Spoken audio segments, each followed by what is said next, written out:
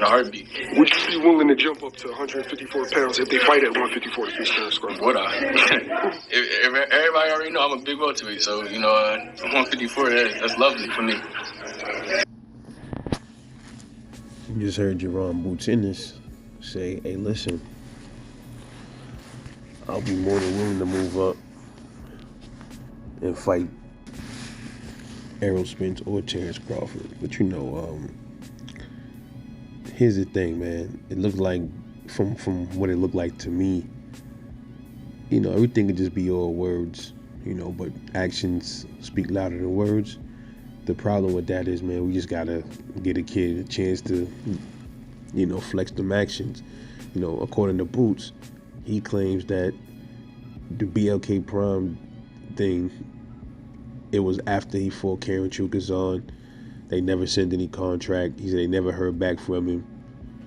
So don't really know what's really going on with that, man. I wasn't there in the negotiation rooms. I don't know Terence Crawford or Boots, so I don't know. But somebody lying and somebody either ain't telling the whole truth, one or the other, man. Or somebody is telling the whole truth. But he says he'll go up to 154. He'll go after them up there. So it looked like Boots is trying to become like he trying to come after these dudes, man. From what it looked like. But here's the thing about Boots at welterweight, man. Right? You keep hearing this thing. Now y'all know I'm a Crawford fan all day. Jaron Ennis is a skillful dude, man. He's a skillful fighter. He grew on me over the years. I've been watching him quite a while.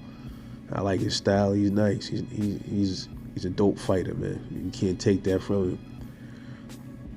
Now, they keep saying like I hear a lot of like Bud fans, like the extreme Bud fans, and I hear other people too.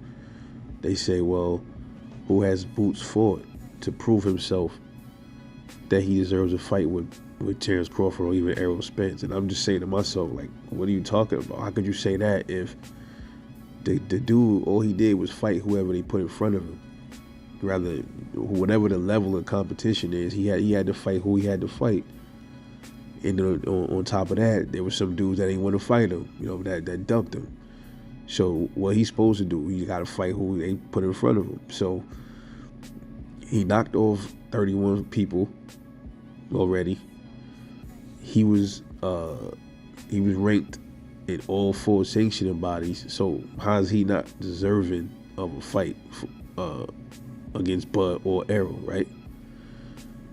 And another thing that people say, well, yeah, he didn't fight nobody. He got to prove himself. Okay, well, who was there left at welterweight for him to prove himself?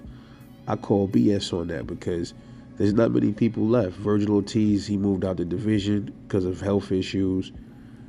All that's left as really so-called, that would be top tier welterweights, is Amantis Stanionis, Cody Crowley, and Keith Thurman. That's it.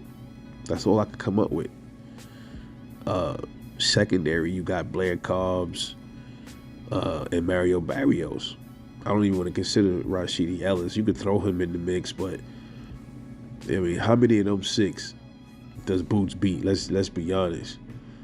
The only one that might give him some issues, it might be Keith Thurman. Stanionis is, I think, tailor-made for Boots. He probably will break him down because he don't move around a lot. I think Keith Thurman is probably the only one that could hang with Boots until the body shots start coming in, But, I mean, to be real, let's say he beat all of these. Let's say, yo, look, you fight these 5 dudes here. No, not even blaring them. Let's just say they stick to Keith Thurman, Stanionis, and Crowley. Crowley already ducked him. I believe that he wanted more money or something like that. So if Crowley's out the picture, so for right now at least, that leaves Keith Thurman and Stanionis. Let's say Boots whoops both of them. Is that enough for people to say he now deserves a fight with Terence Crawford? I don't believe that is. Because what's going to happen is, once he beats Thurman, they're going to say, oh, well, Thurman was washed up and old. He's old, he's washed up, he's weak to the body. That was expected of Boots to do that. He fights Stanionis. They're going to say, oh, Stanionis is tailor-made. He don't move around the ring enough. He's there for Boots to hit on.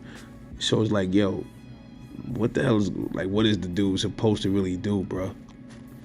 And if it was Bud in that situation, Bud was in a situation similar to that. He even said he was. So if that was Bud, though, people would be saying the same thing. Like, damn, like, what does Bud have to do to prove himself that he belongs in this division, or he deserved to be a champion or something? It's kind of like a double standard, man. That shit is fucked up when you think about it. And, I'm looking at it from both sides of the spectrum.